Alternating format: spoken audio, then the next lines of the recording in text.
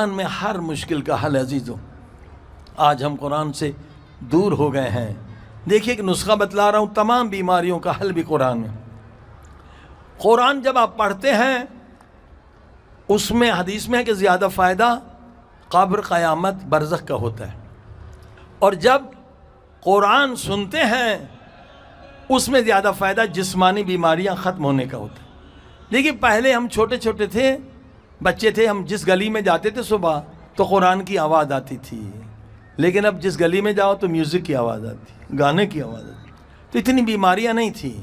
حدیث میں ہے جو قرآن سنو گے تو صحت مند رہو گے، مگر اس کی زبان سے سنو جو با عمل ہو.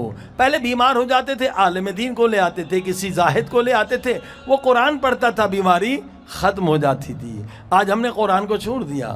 قرآن میں اندر شفا ہے مگر شرط ہے لا یمسہ الا المطہرون. قرآن اسے شفا دے گا جس کا ظاہر بھی پاک ہو اور باطن بھی پاک ہو. یعنی اس ساتوں اعضاء انسان کے گناہ نہ کریں، آنکھ، زبان، ہاتھ، پیٹ، یہ سارے پاک ہوں تو قرآن سے آپ کو شفاعت ملے گی. صلوات پڑھی محمد و آل محمد.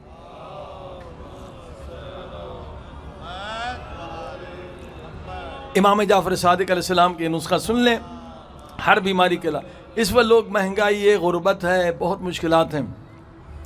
کینسر کا مریض لاکھوں روپے دیتا ہے پھر بھی بیچارہ مر جاتا ہے. کیموتھراپی اور دردناک ہے.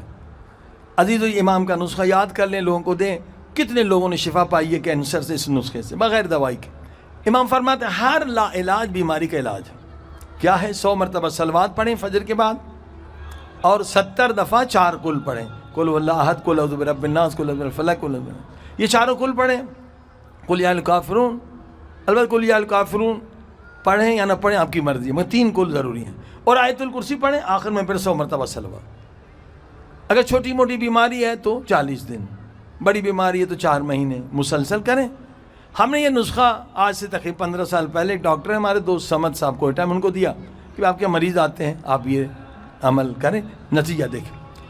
ہر سال ہم کراچی کوئٹہ دونوں محرم پڑھتے تھے، دن کو کوئٹہ ہوتے تھے، رات کو کراچی. تو 1 سال کے بعد ڈاکٹر سمد صاحب آئے. یہ بہت عمل ڈاکٹر ہیں. میں انہیں جانتا تھا کہ مریض کو دیکھتے ہیں تو پہلے یہ دعا پڑھتے ہیں اللہم کل ولیک، اور دن میں 100 رکعت نماز بھی پڑھتے ہیں. ایسے ڈاکٹر ہیں بہت نیک. تو بہت خوش تھے، کہا مولانا ماشاءاللہ 24 جو ہے نا کینسر کے مریض شفا پا چکے اس امام کے نسخے سے.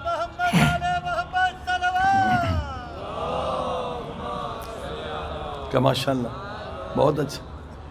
پھر دوسرے سال میں گیا تو پھر انہوں نے بتایا کہ اس سال کینسر کے مریض بھی، برین ہیمریج تھے 2-3 اور مریض، وہ بھی شفا پائے. تیسرے سال میں جب گیا تو ڈاکٹر صاحب نے کہا مولانا میں رپورٹ دینے آیا ہوں مگر اکیلے. میں نے کہا بھئی یہ تو مولا کا معجزہ ہے، لوگ سنیں ان کا بھی ایمان بڑھے گا کہ مولا قرآن سے شفا دیتا ہے. کہا نہیں کچھ مسئلہ اور ہے مولانا. چلے بند کمرے میں گئے. کیا ہو ڈاکٹر صاحب؟ کہ مولانا وہ 3 سال سے میں مسلسل کر رہا ہوں، ایک مریض جاتا ہے پھر دوسرا پھر تیسرا. میں اپنے دفتر میں بیٹھا ہوا تھا اسپتال میں تو میرے مرحوم چچا کی آواز آئی کہ بیٹا سمجھ تو اتنا قرآن پڑھتا ہے، تھوڑا ہمیں بھی اس کا ثواب دے، مریض بھی ٹھیک ہو جائیں گے، ہم بھی ٹھیک ہو جائیں گے. میں تھوڑا سا گھبرا گیا. میں نے کہا کیسے میں مانوں کہ آپ میرے چچا ہیں؟ آواز تو وہی چچا کی تھی. میں نے ذرا تصدیق کرنے کے لیے کہا بیٹا تمہیں یاد ہے تمہاری شادی میں ایک پرابلم ہوا تھا، وہ میں نے حل کیا تھا، یہ نشانی تو ٹھیک ہے؟ کہاں چچا ٹھیک ہے، میں آپ کو بھی ثواب دوں گا، لیکن چچا مجھے بھی بتائیں کہ اس دنیا میں کیا ہے، قبر میں کیا ہے، برزخ میں کیا ہے. کہا بیٹا مت پوچھو، ادھر بہت گرمی ہے، بہت ہیٹ ہے، بہت گرمی. قبر میں ہمارے بہت گرمی ہے. کہا کتنی گرمی ہے؟ کہا کبھی جیکاباد گئے ہو؟ جیکاباد سبی گئے ہو؟ یہ سبی سب سے گرم ترین شہر ہے پاکستان کا، 58 سینٹی گریڈ 59 60 تک جاتا ہے. کہاں بہت گرمی ہے. کتنی گرمی ہے؟ 58 سینٹی گریڈ. کہا بیٹا پتہ ہے قبر میں کتنی گرمی ہوتی ہے؟ 58 کو 100 سے ضرب لگا دو. تم لوگ زندہ ہو تمہیں پتہ ہی نہیں کہ قبر میں کیا ہوتا ہے. بیٹا جب کوئی سورہ حمد پڑھتا ہے تو گویا پانی کی بالٹی ہماری قبر پہ ڈالتا ہے، ہمیں بڑا سکون ملتا ہے. آپ خوش نصیب ہیں نا زندہ ہو. جو بیچارے مر گئے ان کا نام اعمال بند ہو گیا، نیکی نہیں بڑھا سکتے، گناہ نہیں مٹا سکتے. معصومہ کا حرم ہے، آج کی رات اپنی تقدیر بدل سکتے، اپنے گناہوں کو مٹا سکتے ہو. عزیزو آخرت بڑی سخت ہے، بڑی سخت ہے. ہم غافل ہیں، اللہ اکبر. عزیزان گرامی، اب آپ نے دیکھا کہ قرآن میں شفا ہے، قرآن